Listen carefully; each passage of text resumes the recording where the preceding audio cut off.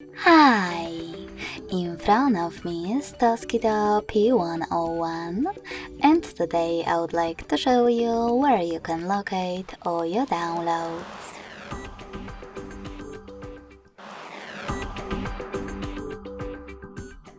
Begin by opening an app called Files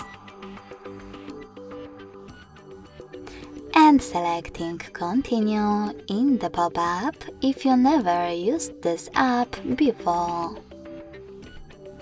Then you need to select Browse at the bottom in the middle. And last but not least, click on Downloads category. As you can see, all my downloaded files are over here. To access one, just click on it. Thanks so much for watching. If you enjoyed this video, don't forget to leave a like, comment and subscribe. Bye!